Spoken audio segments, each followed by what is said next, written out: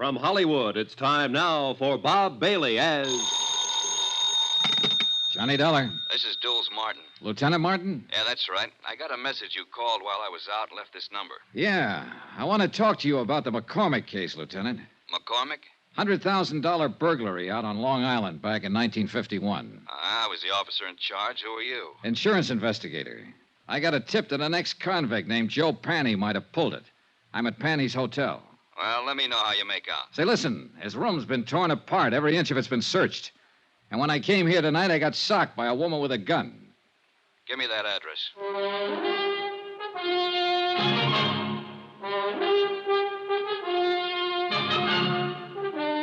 Tonight and every weekday night, Bob Bailey in the transcribed adventures of the man with the action-packed expense account.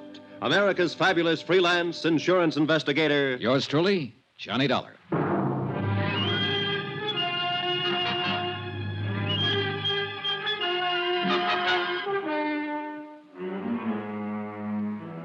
Expense account submitted by Special Investigator Johnny Dollar to the Allied Casualty and Insurance Company Limited, Markham Building, Hartford, Connecticut. The following is an accounting of expenditures during my investigation of the McCormick matter.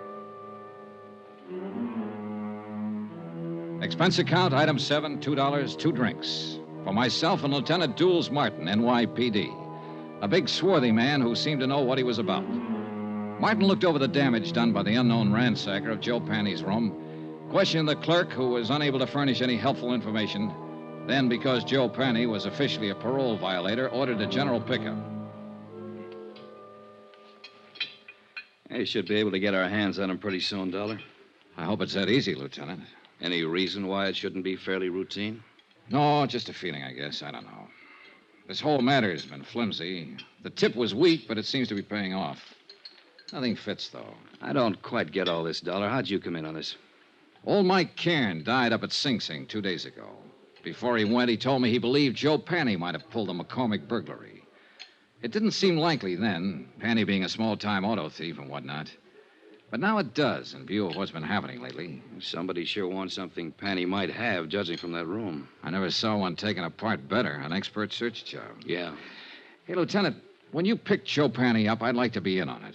He's my only lead in this case, and I want to talk to him again. That's not asking too much. Now, Dollar, about this woman you saw. Pretty, about 30, dark hair, good dresser, wore a silver mink stole. The gun she socked me with was a little one, a 25 or maybe 32 automatic. Mm-hmm. You think she might have done the searching in Joe's room? What do you think? She was flustered and upset when I bumped into her, anxious to get away from the place. And, of course, the gun in her hand. Yeah. She sound familiar to you in this neighborhood? No. Could be anybody. Yeah. Well, that's about it, Lieutenant. Yeah? No, I got it. Oh, thanks. I suppose you talked to McCormick, got the full story of the burglary from him. Almost first thing, yeah. Well, I remember him when it first happened. Nice enough, but strange, I thought. This business about somebody phoning the parole office ahead of you to get Joe Panny's address that stops me, though. That's hard to figure. You sure you're telling me everything? Sure, I'm sure. That part sounds crazy. Not if somebody knew I was looking for him, wanted to get him first. But who? How should I know? Well, we'll see what we will see. Can I drop you anywhere? No, thanks. I'll walk. You let me know when you pick him up. Sure.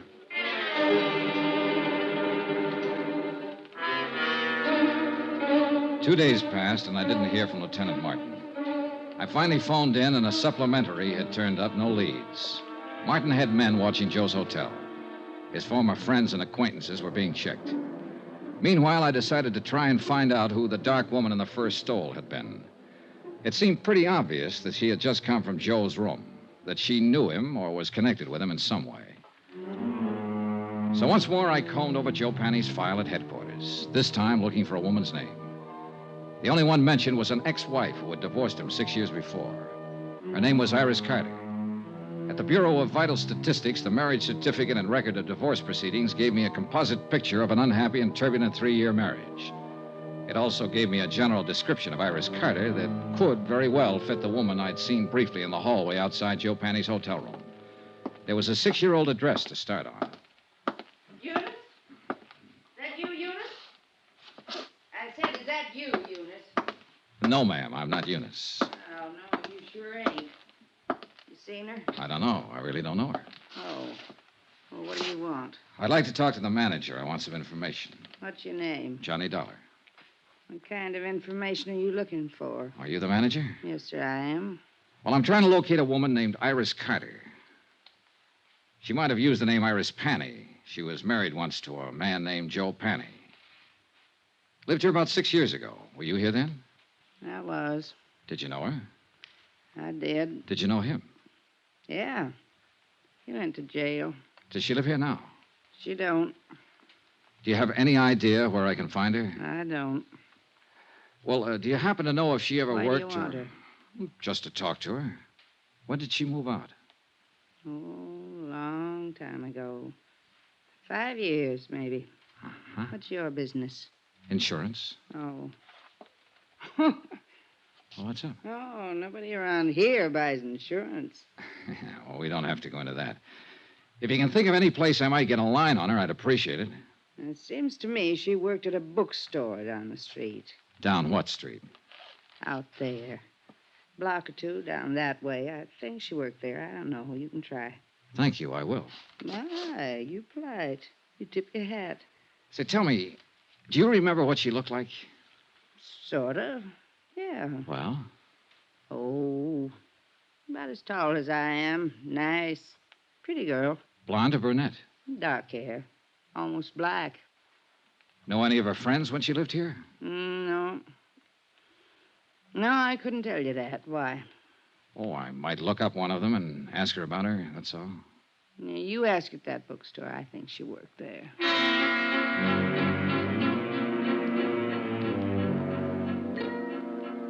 The bookstore Iris Carter Panny had worked in was as dismal as the neighborhood. The proprietor, a Mrs. Oles, yielded a little more helpful information than Iris Carter's former landlady. Yes, Iris had worked there for about 6 months. She'd quit almost 5 years before. No, she didn't know where to find her.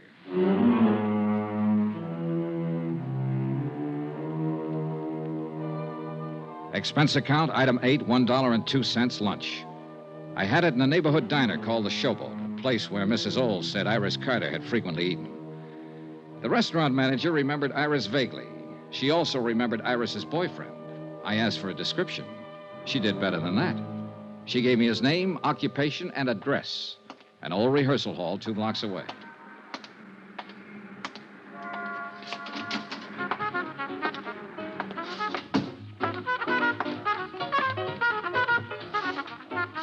The 5-man combo working there was really putting it out. Yeah, and the minute I saw him, I knew the boy wearing the trumpet was the one I was looking for. Just good-looking and smooth enough to go with a girl Iris Carter sounded like. Smooth trumpet, too. Okay, guys. Take 5.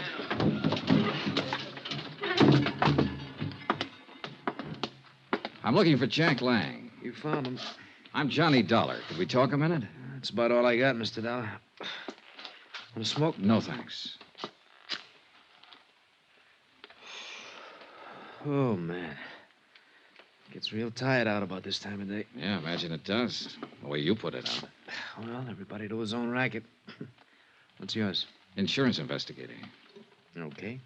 Now what? Well, I've been asking around the neighborhood, and they tell me you once knew a girl named Iris Carter, or Iris Panny. Iris Carter. Go on. I'd like to find her and talk to her, and I thought you might be able to help me. Go on. I want to talk to her ex-husband most of all. I thought somehow she might know where to find him these days. He's in the can. He was released 3 weeks ago. No? Any ideas? No. I thought finding her might be a shortcut to him. I wouldn't think so. They were all washed up when I knew her. When was that? 5 years ago. She hadn't seen him for over a year then. Uh-huh. She didn't have much use for him. I don't blame her. How long did you know her? No. We went together for a while she worked at some crummy bookstore. And she moved away, and I didn't see her after that. I think she said something about going back to Ohio. You think? I don't remember offhand. Well, let me put it this way. As far as I know, she's in no trouble. The one we want is her ex-husband. You'd be helping a lot if you could tell me where to find her. I don't know. I honestly don't know, and I sure wish I did.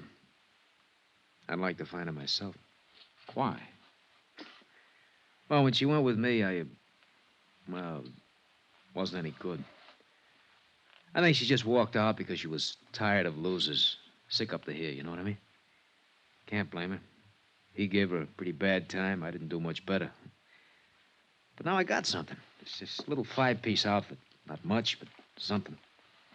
I'd like to show it to her and say, Iris, this is mine. You kind of had it bad, huh? Bad as a guy like me can get it. I know I'll probably never see her again as long as I live, but... boy, if another one like her ever shows up, I'm gonna be ready, Dad. Ever see her? No, she must have been something. Here. Take a look. Nice, huh? Yeah. I take it back. What back? About seeing her. I've seen her. When? Where? 2 nights ago in the hallway outside Joe Penny's room. You sure? I'm sure. She hit me with a gun before she left. The picture he had flipped out of his wallet was old and well thumbed. It showed a sultry kind of face that could have been 20 or 30 or 40. A wide, frank, smiling, happy mouth. Not the kind of girl I would imagine could ever be married to a Joe Penny. But there was no doubt about it. She had been married to him, and I had seen her. On my way back to the hotel, I dropped in to check with Lieutenant Martin. Hi. Hi.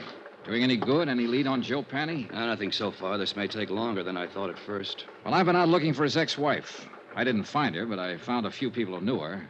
She was the one at his hotel the other night. Name's Iris Carter. You sure? Positive. I saw her picture. We better try to pick her up, too. I'll put it out right away. Fine. Well, I'll keep in touch. Oh, wait a minute. Don't go.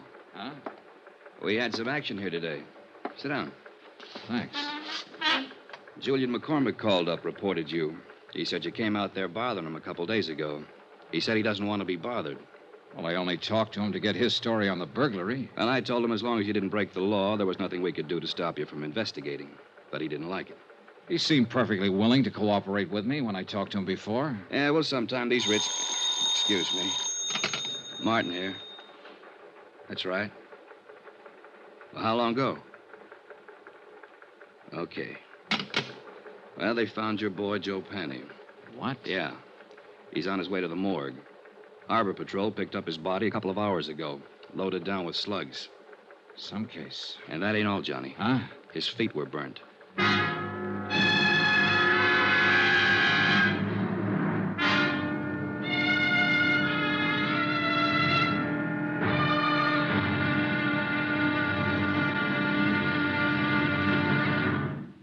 Now, here's our star, Bob Bailey, to tell you about tomorrow's episode. Thanks. Tomorrow, a phase of this case that ought to be called the Talking Corpse. For believe me, this one said plenty. Join us, won't you? Yours truly, Johnny Dollar.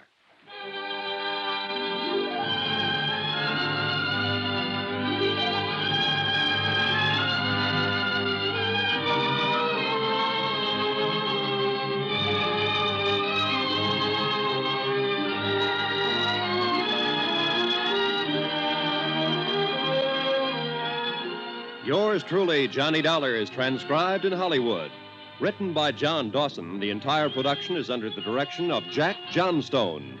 Be sure to join us tomorrow night, same time and station, for the next exciting episode of Yours truly, Johnny Dollar. Roy Rowan speaking.